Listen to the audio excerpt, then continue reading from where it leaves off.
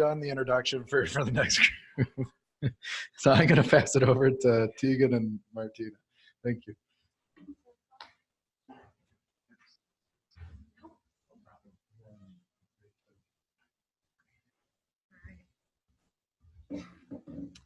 Well, thanks everyone for being here today. I'm Teagan Ward. I'm the Aquatic Invasive Species Program Coordinator for the City of Bellingham. Closer.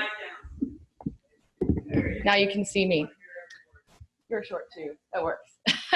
All right. And then I have with me Martina Beck. So today we're going to give you an overview of aquatic invasive species and focusing specifically on really close. All right. It sounds really loud. It's not loud. Okay, I will try to talk a little louder. So today we're going to be focusing on invasive mussels. I'm going to give you an overview of the mussels and then talk about our local efforts, and then Martina will carry on with some of the amazing work happening to our north. Did you want to introduce yourself? Okay. All right. Perfect. So today you will all be experts on the definition of invasive species by the time you leave. I'm only going to point out here that we're focusing on the aquatics, so species that live primarily in water. And we're concerned about non-native plants, animals, as well as pathogens, primarily because they can cause damage to our economy, the environment, as well as to human health. Now, some of the species you see on this slide, we have the New Zealand mud snail. At the top there, those are actually the size of a grain of rice, and we do have some samples of those by our display over there if you haven't seen them. They're very, very tiny. We have Brazilian Elodia. That's just an example of an aquatic invasive plant that we look for through our program. And then the main one we want to focus on today are the zebra and quagga mussels. All right. So here you can see some images of the impacts that these fingernail-sized freshwater mussels can cause. The top left, you have a native mussel that has been completely covered in zebra and quagga mussels, or one or the other, I don't remember in that photo. To the right, we have an example of a pipe that's been completely clogged by the mussels. And then you can also see an example of some of the impacts they can cause to boating equipment and infrastructure. So these mussels are really unique in that they have very tiny byssal threads that allow them to attach to hard surfaces, almost like super glue. Okay, that allows them to be transported on a variety of different equipment, things like that. But also keep in mind that in their early life stages, their microscopic life stages, they can be transported in standing water. So you can imagine as we have boats moving around the country, that is a key pathway for how they can be spread. All right. Here are just some more images of all the dead shells on beaches. These are mostly taken from the Great Lakes. So you can imagine that our beaches could become really hazardous and uninviting, covered in these really sharp, sharp shells. All right. And here you can see the current distribution of these mussels in the United States as well as in Canada. Keep in mind that these mussels can live out of the water for up to 30 days in some cases, right? We talked about that a little earlier today. So it wouldn't take very long for a boat to come from one of these locations and get all the way up here to the Pacific Northwest. Currently, we do not have them here. They arrived in the Great Lakes in the late 1980s, spread throughout much of that region in that time, and then they were first found in the western US in Lake Mead in 2007, and then we've started to see them spread from there as well since that time. All right. So you can imagine we've been watching this since 2007 here in the Pacific Northwest, watching the spread of these mussels, primarily on watercraft. What I want you to get out of this slide is just to get a sense of the regional effort to prevent the spread of these mussels to the Pacific Northwest. These are invasive species check stations where we stop watercraft to make sure that they're not transporting these mussels to our local water bodies. So these include some local programs, state programs, provincial programs, all across the Western United States. And we've done well over 3 million inspections since 2007 to prevent the spread of these mussels here. So we're not alone in this effort, we're all working together. All right. And so in 2012, we actually started our own local boat inspection program here in Whatcom County. We focus primarily on Lake Whatcom and Lake Samish, the two lakes pictured here. Lake Whatcom is our drinking water source. So the water you're drinking today is coming from that lake. So these are the two places we work at. In 2012, it was more of a voluntary program, and then we became mandatory in 2013. Here you can see an image of Lake Whatcom on a nice, beautiful sunny day. It has a surface area of around 5,000 acres. It's an open multiple use lake, so it's used for recreation as well. And again, the drinking water source for well over 95,000 people. We already have several aquatic invasive species in Lake Whatcom. I'll mention a few of those. The one on the bottom left is Eurasian water milfoil. Then we have the Asian clam, curly leaf pondweed, and then purple loosestrife, which is along the shorelines in a few areas. So a lot of the work we're doing is actually also to prevent the spread of invasive species going from Lake Whatcom to our other lakes. So here's Lake Samish, the smaller lake where we work. It's only around 800 acres, again, open to recreation, and then some residents around that lake do get their drinking water from there. And currently we only have one aquatic invasive species in that lake, and that is the fragrant water lily. All right, so for our program, we do require inspections and permits for all watercraft using Lake Whatcom and Lake Samish. This is an example of the permit. If you are going around town, you may see these stickers on watercraft. That includes motorized boats as well as non-motorized. And then we do have a combination of regulations, both at the state level as well as our own local regulations that help put this into place. And we do have enforcement with the Whatcom County Sheriff's Office. All right, so some of our inspection locations at these lakes. You'll see on the top right, that's Bloedel Donovan. That is where we do most of our inspections. It's a very busy launch. We have 4 ramps there. So that is definitely the most coordinated effort. Some of our other sites, we have more dirt, gravel launches, marinas where we work around. So we have 3 stations at Lake Whatcom and then 1 at Lake Samish. And then we also do some on-site work at our office as well. So again, our inspections are mandatory. When we go through this process, have boats pulling up, we do a risk assessment. So we ask them questions about where they were last in the water and when, as well as where they've ever been in the past. That helps us determine, have they come from anywhere with mussels or with other invasive species that we're worried about. We do a visual inspection of the boat as well as a physical one. We're doing that to make sure the boats are completely cleaned, drained, and dried. So we're not going to bring in any plants, animals, mud, or water. And then we'll remove anything that we find, pump out water, dry it, or do a full decontamination if necessary. And we treat every one of these interactions as an educational opportunity. You know, we can't be everywhere all the time. So our goal is to educate people so that when they go to other lakes in Washington or elsewhere, that they can follow these steps themselves. So the work we've done so far, we've done well over 50,000 inspections since we started the program in 2013. The years are on the x-axis, and then you have the number of boats on the y. The blue bars are for Lake Whatcom and green is for Samish. So you can see we've grown a lot over the years. Between 2013 and 2014, that big jump is because we added non-motorized watercraft to our program. And then last year, we did over 12,400 inspections across the 2 lakes. And so, yes, continuing to grow. And here are just a few more highlights of the work that we've done. So again, about 60% of our inspections are at that northernmost check station. And then one of the other unique parts of our program is as we're working at these places, we also get to interact with a lot of people from the parks and from our community as well. So it's a great outreach opportunity again. All right. And so when we look at that risk assessment, we're trying to figure out, you know, where have the boats come from in the past? Where are they going? We have a lot of local boaters from around here, but they do travel. And so when we ask them not only where was the last place they went, but also where they've ever gone in the past. And that helps us get a bigger picture of the overall risk. So that big question of where they've ever been in the past, we're now looking at boats having been to 806 different water bodies in 47 states and provinces. So you can see that's a wide range of places, and that does include 74 mussel-infested lakes. So they're definitely making their way here. We do have more resources at that web link below too. All right.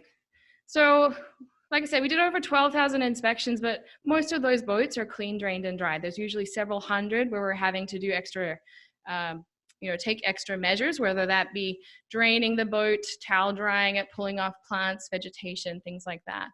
But in several cases, we have really high-risk boats come in. So we had around 20 boats last year that had last been in a mussel-infested water body.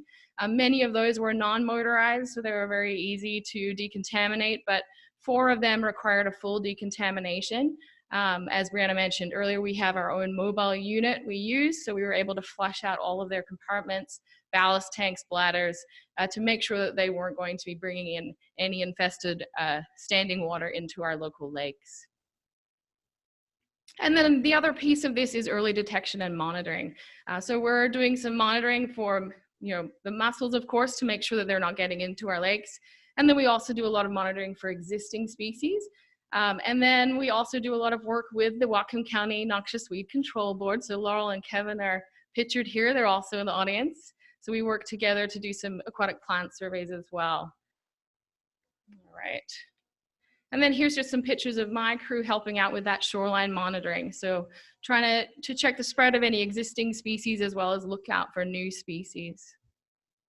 And then here's just some images of what things that we found last year. The top left are the New Zealand mud snails. Unfortunately, we did find them in one of our local lakes at Lake Paddon. We have some native mussel species on the bottom left, curly leaf pondweed, an example of an invasive plant in the middle, as well as a native plant next to it, and then Asian clams as well from Lake Whatcom on the right. And then can't underestimate the importance of education and outreach. So a lot of that we do one-on-one at the boat launches, but we also use a variety of other things as well. And here you can see an example of a stencil that was done in coordination with the Washington Invasive Species Council as well. All right. And then I just want to put a plug in for our Aquatic Invasive Species Awareness course. So this is an online course that is on our website. Boaters who take this course and pass a quiz at the end do get a $10 discount on their permits here. So there's a bit of a financial incentive. Last year we had over 2,500 people pass the course, and it's been in place since 2014. All right, and then also through events, that helps us to do outreach with people coming from outside Whatcom County as well. So bass tournaments and paddling races and safety fairs, all kinds of things like that. We also interacted with a lot of rowing clubs coming up from the Seattle area last year too. All right, so with that, I'm going to hand it over to Martina to tell you more about some of the great work happening to our north. Thank you. Hey. Try to speak into the mic. So just wanted to give an overview of the British Columbia Invasive Mussel Program and talk a little bit about some of the work that we're doing up to the north. Okay, thank you. So in BC, we launched our Invasive Mussel Defense Program in 2015. There's sort of the 3 main areas of the program. We have our watercraft inspection stations, we have the early detection lake monitoring that Teagan mentioned, as well as the outreach education, which is basically embedded into all the components of the program. And the inspection stations, as I mentioned, have been operating since 2015. We've been doing lake monitoring actually since 2011. What was new in 2018 was that our Conservation Officer Service took over leading the operations of our inspection stations and worked closely with them on the delivery of sort of all aspects of the program. And we've been able to expand the program quite a bit since it was first launched in 2015 through support from a number of funders that have helped contribute towards basically building the watercraft inspection program. So these have been key program funders to help provide funding on an annual basis to support the program. In terms of our inspection efforts for 2018, so we target our watercraft inspection stations along our border entry points. So along our eastern border with Alberta, as well as along our southern border. We do have 16 port of entries along our southern border across Washington, Idaho, and Montana. So obviously it's a challenge to be able to have inspection stations at all of the port of entries. So we do work very closely with our Canadian Canadian Border Services agencies, trying to build that relationship to increase receiving notifications from those ports of entries when watercraft are coming through. And some of those ports have really sort of jumped on board and are sending us notifications essentially for all watercraft that are coming through. Some other ports are still a work in progress and starting to receive those notifications. We've had the sort of orange and blue signs we've had at some of those key entry points in place, those signs since about 2015. And then the signs on the top there are new signs that we implemented in 2018 to try and increase the awareness and compliance at our stations, to basically inform the boaters about why they're stopping. All of our stations are mandatory to stop at. If you're transporting a boat, you must stop while the station's open, and that applies to all watercraft, whether it's a paddleboard, whether it's a trailered wakeboard boat. So we want to raise that awareness, and so worked with our Ministry of Transportation to build those new signs. Consequences for failing to stop can be a fine of $345, and our conservation officers last year issued 82 tickets and 50 warnings for boaters that didn't stop at the inspection stations. So now that we're a few years in, we're really trying to start increasing that enforcement to send a strong message that there are consequences if you don't stop. And in terms of the sort of history of our inspections since the program started, so in 2018, we had just over 40,000 inspections, and just over 1,600 of those were considered high risk. Many of those were high risk coming from jurisdictions infested with zebra or quagga mussels. Boats may also be considered high risk if they either had aquatic plants hanging off them, they weren't clean, drained, dry. So it was sort of a mixture of reasons that basically prompted a high risk inspection. And of those total inspections, we actually intercepted 25 mussel fowl boats, which was actually the same number that we intercepted in 2017. The program received advance notification for 20 of those mussel fowl boats. What that means is that we get a notification from one of our neighboring jurisdictions. So we work very closely with our western provinces, Alberta, Saskatchewan, Manitoba, as well as jurisdictions to the south of the border as part of that perimeter defense that Teagan showed earlier. So we also received notification on a few from our border services as well. So that's where some boats may not be able to be decontaminated while they're in transit. So for example, commercially hauled boats, they're shrink wrapped. You can't actually access the boats while they're in transportation, so they have to be dealt with at the destination. So if there's a boat passing through an Alberta station and it's destined for BC, they'll notify us and we can make the arrangements to decontaminate it when it arrives. In terms of where those 25 mussel fowl boats were coming from, so for all of our inspections, we track where the boat was coming from, where it's destined for, down to the water body level.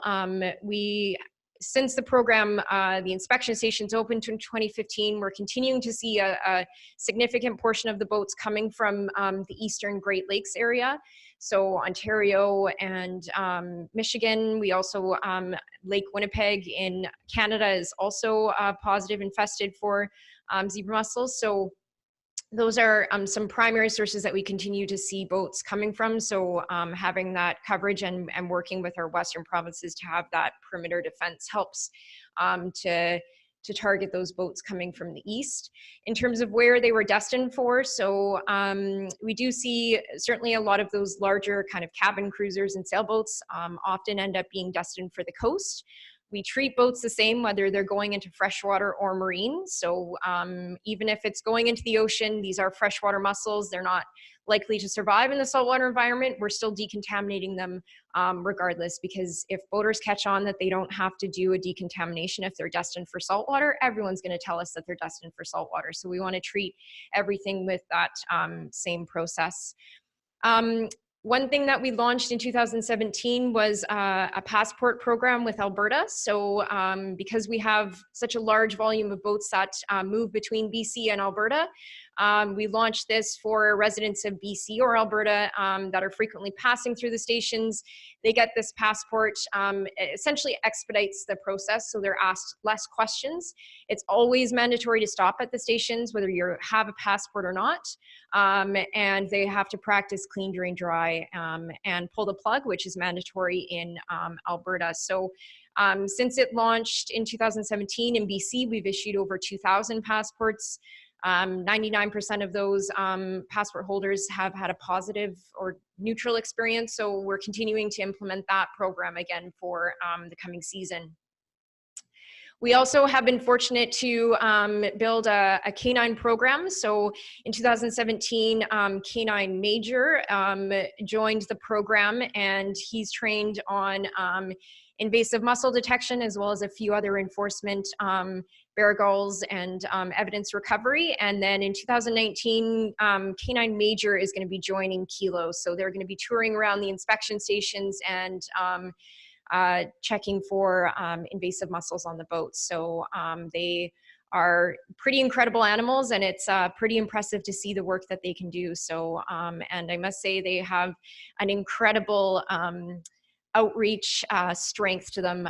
When I toured the inspection stations last year, the running joke was when we showed up at the station, it was myself and the handler. It usually took our inspectors about 10 seconds, and then they just asked where was the dog. And they didn't want to see us, they just wanted to see the dog. So that was kind of the standing joke, is none of the inspectors wanted to talk to us, they just wanted to see the dog. So they're very powerful, both for their detection abilities, but also for engaging the public. One thing I just wanted to touch on, you know, we're here right on the coast, and one thing that was a bit unique to last year that we had is we had a few cases of marine mussels being detected, and initially being mis-ID'd for invasive mussels. And it definitely caused me a few hours of very elevated blood pressure when we were still waiting to get photos and trying to identify what they were, because there were actually shells found floating on the surface of Kalmalka Lake.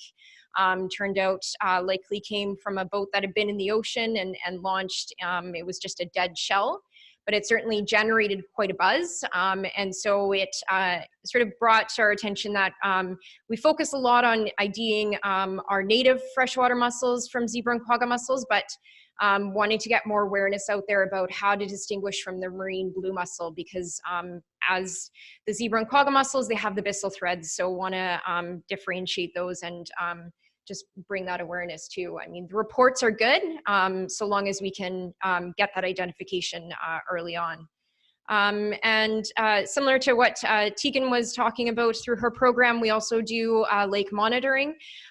So we had around 800 plankton tows collected and about 60 artificial substrate samplers deployed in lakes across the province. Fortunately, all samples came back negative for zebra quagga mussels, but we do also survey and are on the lookout for things like Asian clams when we do that lab analysis of those samples. And we're anticipating similar levels of sampling again for 2019. And that work is large in part through a lot of great partnerships, through some folks that are here in the room today, doing a lot of that great sampling across the different regions of the province.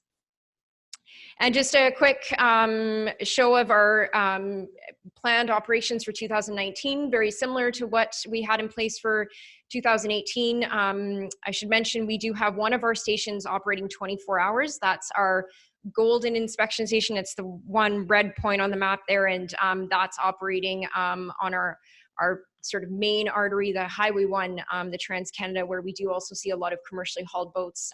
It's a common travel route for boaters and traveling public coming from the east. So we are going to be operating that in the peak season at 24 hours and continuing to do those 24-hour inspections along that location. And just quickly touching upon, we've, I think, already touched on a lot of partnerships and collaboration as being a foundation for a lot of the various invasive programs, and certainly that's the case here for the invasive mussel program. And Teagan already showed that perimeter defense, so it's not just the efforts that are happening in BC, but we work really closely with all of our neighboring jurisdictions and those inspection programs to receive the high-risk notifications, and vice versa. We send notifications to Allen and to the Washington program if there's a high-risk boat traveling through BC that's destined for Washington. Same with Alaska. One of our stations sees a lot of boats traveling along the Alaska corridor that are destined for outside of BC. So those are really key partnerships. I won't be able to speak and give justice to, I know Teagan, they have some strong partnerships as well that I think she already spoke to a little bit about in her presentation, but you know, it's certainly something that's ingrained in these programs that really bring success. And that's just another example, one that I think really kind of speaks, you know, to this area, and both to BC and Washington has been a great collaborative effort through the Columbia River Basin Interagency, and a lot of great work specific to invasive mussels and coordination that happens through that group. And again, you know, the outreach and education and the clean, drain, dry is, you know, the shared messaging that we're delivering through our program and our inspection stations, and sharing that messaging across whether it's a high-risk boat or even just local boaters. You know, we have milfoil in some lakes, but we don't want them being spread. So there's the message, not just for the invasive mussels. And an example of coordination. So through Teagan and her program, they saw the signage that we had implemented in BC and were inspired by it. So they've developed a similar type signage at their inspection stations. So again, it's a great example of having some of that coordinated messaging and how we can kind of work together and learn from each other. So I think I'll leave it at that.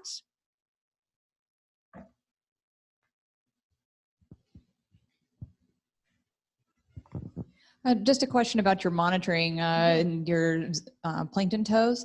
How often are you collecting tows? How many in each reservoir? Are you targeting specific areas? Can you just speak a little bit more about that? Yeah, so it does vary by water body, how frequently we're doing it. So we have developed as part of our provincial protocol, basically a risk assessment that's used to help prioritize where that sampling is occurring. Because, I mean, we're fortunate to have on the order of 20,000 lakes in BC, but we can't sample them all. So we've used this risk assessment tool to prioritize using both basically water quality parameters of calcium and temperature and pH, of likelihood of mussels to survive in the lakes, and then we use our inspection data and basically boater access information to look at what are some of the high use, you know, high risk lakes for boats to come to, and use that information to prioritize where we're going to sample. And based on how those lakes come out in the sort of prioritization assessment, then we look at sort of frequency and number of samples for each. So it kind of varies across depending on how those water bodies rank out from priority, but some are certainly, some of our critical risk water bodies and reservoirs will be sampled much more frequently and have more sites that are sampled than others. This is for Teagan. Has there been any progress or more discussion about the floatplanes landing in Lake Whatcom and whether or not they're bringing anything in or being decontaminated or anything? Sure. So we do have several float planes that use Lake Whatcom. We've been working really closely with the Washington Seaplane Pilots Association to do outreach to those pilots. Some of them are, you know, have been really, really helpful in terms of getting that outreach, but also supporting us when we do get questions from people. It's unusual to have them land in really high dense areas. So last year we did have a plane that was landing a lot at Bloedel Donovan, and in the peak summer there were a lot of questions, and so it's really helpful to have that partnership to help do that outreach. But we do require the resident planes to be permitted the same as our other watercraft, and so we'll go do inspections with them and have them sign agreements, and then they also send us logs of their trips so that we know where they're going from and can do that risk assessment. Most of them are traveling to the saltwater, so pretty low risk for now. And then we even have visitor planes that will send us their logs as well. So yeah, definitely it's more of an outreach thing. It's very difficult to inspect them before they land. But if they're amphibious planes, you know, we can potentially meet them at an airport or something like that. But no, I think it's been a successful effort. So I have a question, and it's about the status update on the mud snail at Lake Padden. Can you give us a quick update on that? I can, briefly, how much time do we have? Is the question. We do? Okay. So we did find New Zealand mud snails in Padden back in September of last year. It's the first detection in Whatcom County. So our staff, our inspection staff, we actually were doing monitoring there. Since that time, we have fenced off the 2 locations where we found them with temporary fencing and used some signage as well to limit the access to those sites and hopefully prevent the spread of the snails. We've been working really closely with the Department of Fish and Wildlife and the Washington Invasive Species Council to develop a more long-term strategy. In October, we spoke to around 600 people just through our outreach efforts. So outreach is a big one. We did not find them at boat launches. So we've also had to look at that pathway question and think more about gear, even pets potentially being able to spread those. So it's definitely a different situation to deal with that way. The other thing we've done is a lot of monitoring. We had Fish and Wildlife come up and do eDNA monitoring, collecting water samples from various sites. And that helped us determine the scope, you know, what is the extent of that infestation. And right now it's just in those 2 isolated locations. So that's good news. And we haven't found them in any of our other lakes. So now we just have to figure out what our plan is moving forward. So it's still early days. We're all working together to figure out what our next steps are. But I'd be happy to talk with you about that later too.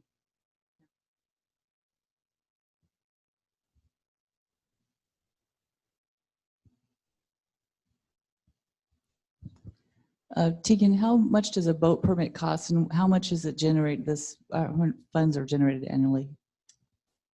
Sure. So we do charge permit fees for the watercraft. Registered boats are $60 for the year. And then we do have a new permit starting this season for non-registered motorized boats. That's $30 a year. And then we have a non-motorized permit for canoes and kayaks. That's $10 for the year. And we also offer some day pass options. If people take that online awareness course I mentioned, they do get $10 off the annual permit fee. Last year, we brought in around $140,000 from permit fees. So that covers about 30% of the cost of our program.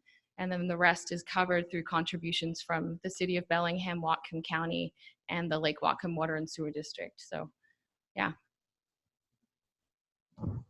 Martina, I noticed the percentage of boats that are contaminated, at least from the first year of your program to the last year, has declined a lot. I was wondering if you think that's due to education, or is that just an artifact? And Teagan, I wonder if you've seen a similar decline in the percentage of boats that are infested coming into Whatcom Lake.